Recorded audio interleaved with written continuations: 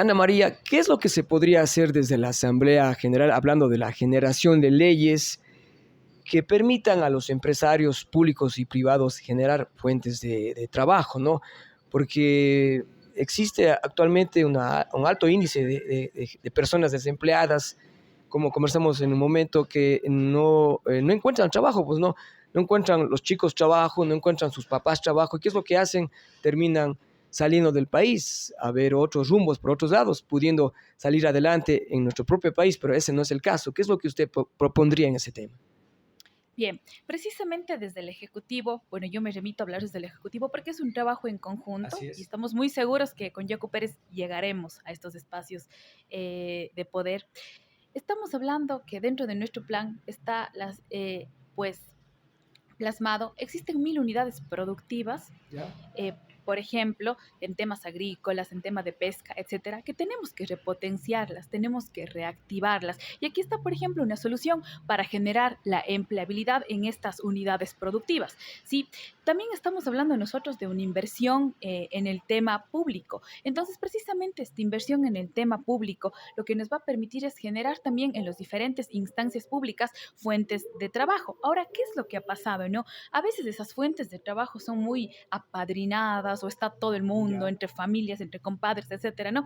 Ahí va desde la Asamblea la fiscalización. Por ejemplo, yo quisiera centrarme en un punto clave. Los más marginados para la empleabilidad somos dos grupos, y yo soy parte de esos dos Ya. grupos, la juventud y las mujeres. Y Se son hizo marginados porque no tienen experiencia, les dicen, usted no tiene experiencia. exactamente. Ahora ahí va el papel de fiscalización que vamos a hacer. Se aprobó recientemente en la Asamblea que fue disuelta una ley de juventudes, pero ¿se está cumpliendo? No se está cumpliendo esta ley de juventudes. Hay que impulsar esta ley. Por ejemplo, el mirar de qué forma se puede hacer también una alianza con la empresa privada, porque lo público y lo privado deben ir de la mano, Así es. no separados, para incentivar a estas mismas empresas en la generación de fuentes de empleo. ¿En qué situación? Nos exigen desde las universidades hacer prácticas preprofesionales. ¿Por qué no empezar a remunerar a los estudiantes que hacen sus prácticas preprofesionales?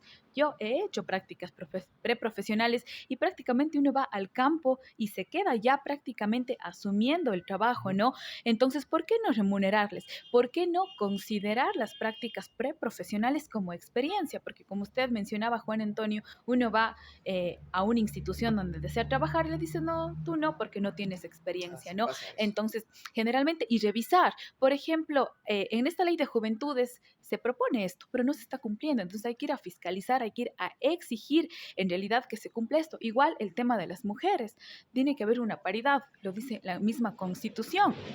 Entonces, ese es nuestro trabajo, apostarle a estas unidades productivas. También otra situación que nosotros estamos generando, sabemos que existen muchos emprendimientos y microemprendimientos, Exactamente, ¿no? cómo apoyar a los emprendedores para que no se frustren en su trabajo que están iniciando. Por ejemplo, nosotros lo que estamos apostando también desde el Ejecutivo y desde el Legislativo es trabajar en el tema monetario y también de finanzas. ¿Por qué no invertir? Trabajar con la banca pública para que se puedan otorgar créditos y microcréditos a bajos intereses, porque uno va a la banca privada y uno realmente se pone a pensar el tema de hacer un crédito porque los intereses te salen costando más en realidad que el crédito y terminas pagando hasta eso, ¿no? Entonces, créditos a bajos intereses Ya. para que pueda haber una capacidad de endeudamiento, apostarle a la banca pública. Nadie quiere ir a la banca pública. ¿Quién se quiere ir a Ban Ecuador, por ejemplo, a hacer un microcrédito? Realmente es la situación complicada y la gente le está apostando a la banca privada. Entonces, precisamente, apostarle a la banca pública, pero también hacer convenio con la banca privada, Ujú. invitarles a que podamos dialogar, conversar cuál es el beneficio y que exista de tal magnitud esta situación donde la gente sin endeudarse no va a poder hacer nada, Así pero es. darles las facilidades, sobre todo en el tema de intereses. Por eso la gente va a los chulcos, etcétera, etcétera, ¿no? Y a la final igual terminan pagando intereses. ¿Y por qué no desde el Estado darles esta situación, proporcionarles para que ellos puedan hacer y pueda resurgir? En este sentido, nosotros también dentro del ámbito de ecología le apostamos a una fuente de ingresos, fuente de empleo, de desarrollo al ecoturismo, por ejemplo, Claro. el empezar a invertir en un turismo, pero un turismo que sea amigable con la naturaleza, un turismo que esté diseñado de tal forma de que la gente pueda venir y visitar las maravillas que tiene nuestra provincia, nuestra Un ciudad, turismo comunitario. un turismo comunitario, y de ahí se empiezan a generar ya esas pequeñas fuentes de empleo donde la juventud, que es innovadora, que maneja tecnologías, que está preparada, y no solo la juventud, sino junto de la mano de otras personas que ya no son tan jóvenes, hablemos en edad, se puede reactivar y generar estos espacios de producción. Justamente el Azuay es muy privilegiado porque existen muchos lugares turísticos que a veces los propios azuayos no conocen, pues no, y se enteran a través de redes sociales. Yo creo que es muy importante desde ese punto de vista, como dice usted, activar lo que es el turismo comunitario para que las personas de la comunidad tengan una nueva fuente de empleo, pues no. Ana María, conversemos sobre el tema de, últimamente existe una polémica que se quiere aumentar lo que es el tema de la jubilación. ¿Cuál es su criterio al respecto, lo que es el seguro social? Bueno, en realidad es muy triste, ¿no? Creo que en estos días la gente ha estado muy contenta porque no hay una Asamblea Nacional, pero no hemos reflexionado que Guillermo Lazo, aprovechándose de esa misma situación, quiere hacer realmente con el país lo que él Claro, considera. quieren aumentar los años de jubilación y quieren subir el aporte de los usuarios, digamos, de la gente que está afiliada al IES. Exactamente. Nosotros, en primer lugar, decir que vamos a estar muy vigilantes. Siempre hemos estado en la calle luchando con los obreros, luchando con los comerciantes, con los artesanos, y esta vez no será la excepción. Así que el gobierno debe tener mucho cuidado al aprovecharse que no hay una asamblea. Y ahí la importancia de la asamblea en realidad parece que está desvalorada. Pero en realidad, mi opinión es, siempre hemos estado en la lucha de derechos. En realidad es un tema de derechos lo que se está trabajando. En esta situación, el exigir no más años que se dé un mayor aporte. Yo creo que este es un tema complicado que necesita mucha revisión, pero más allá de eso estamos hablando de los derechos del trabajador, de los derechos laborales. Para nosotros lo que más cuenta es esto. Ya. Ahora yo me pregunto, el tema de la corrupción es lo que ha invadido. ¿Qué pasa si nosotros seguimos aumentando el tema de aportaciones? ¿Pero y qué estamos recibiendo en el seguro? A ver, la gente que vamos y nos hacemos atender en el seguro, ¿dónde están los beneficios? Se supone que si hay un aumento debe ser para un beneficio, pero ¿qué es Exactamente. lo que está pasando? ¿A dónde están destinados estos fondos? Es lo que yo me pregunto. ¿Y qué es lo que pasa en el seguro? Pues no, uno se va a atender en el seguro y dice, sí, vaya a farmacia y dice, ¿sabe qué? No hay esta medicina, vaya y compre. Entonces ese es el problema que pasa siempre. Exactamente. Entonces, bien podríamos hablarle de que se dé pues una mayor aportación si estamos confiados en que esa aportación va a ir directamente a quienes somos usuarios del IES.